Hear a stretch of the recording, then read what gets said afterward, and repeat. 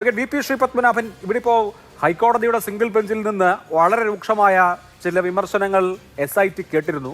എന്തുകൊണ്ടാണ് ബോർഡിലുള്ള ഇതര അംഗങ്ങൾക്കും ക്രിമിനൽ റെസ്പോൺസിബിലിറ്റി ഉണ്ട് എന്നിരിക്കെ അവരെ അറസ്റ്റ് ചെയ്യാത്തത് എന്ന ചോദ്യം ഉണ്ടായിരുന്നു. ചില ആളുകളിലേക്ക് മാത്രം അന്വേഷണം കേന്ദ്രീകരിക്കുകയാണ് എന്ന വിമർശനം ഉണ്ടായിരുന്നു.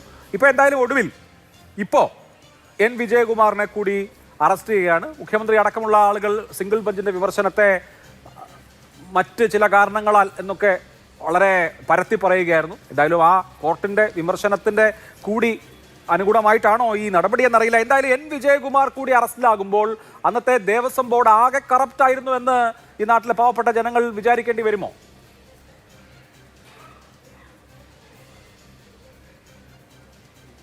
അതിനും അപ്പുറം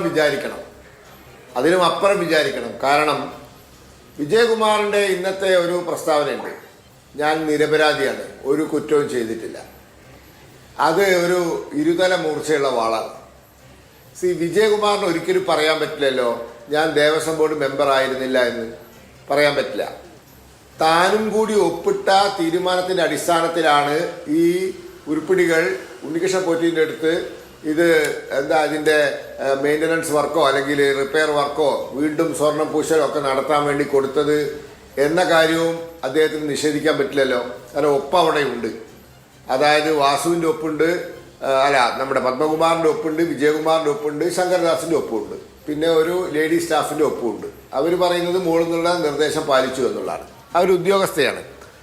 അപ്പോൾ ഇദ്ദേഹം ഇതൊക്കെ ചെയ്ത് എന്ന കാര്യം പകൽ പോലെ വെളിച്ചമായിട്ടുള്ള അതിന് സംസാരിക്കുന്ന തെളിവുകളുള്ള ഒരു സാഹചര്യത്തിലും അദ്ദേഹം എന്തു പറഞ്ഞു? ഞാൻ നിരപരാധിയാണ്, ഒരു കുറ്റവും ചെയ്തിട്ടില്ല. അതിൻ്റെ അർത്ഥം എന്താണ്?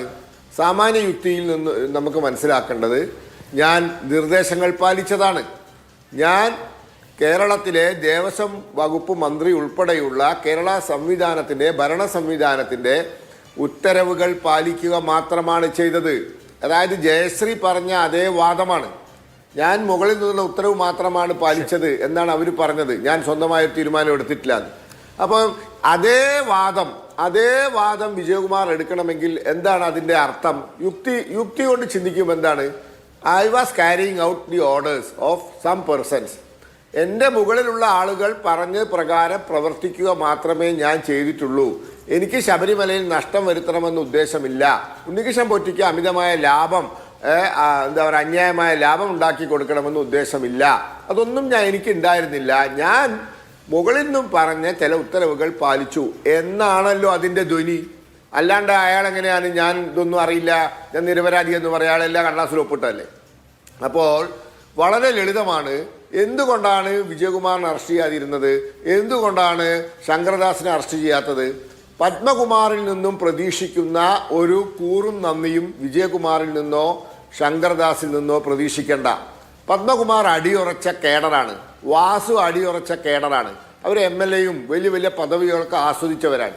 ഇവർക്ക് ആകെ കിട്ടിയത് ഒരു ഒരു ബോർഡ് മെമ്പർ സ്ഥാനമാണ്. അതുകൊണ്ട് അവർ വായ തുറക്കും.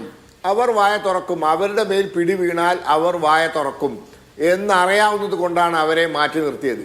ഇപ്പം അറസ്റ്റ് ചെയ്തപ്പോൾ അദ്ദേഹം പറഞ്ഞല്ലോ ഞാൻ ഒന്നും അറിയില്ല, നിരപരാധിയാണ്. എന്താ അതിൻ്റെ അർത്ഥം? അതിൻ്റെ അർത്ഥം ഇതാണ്.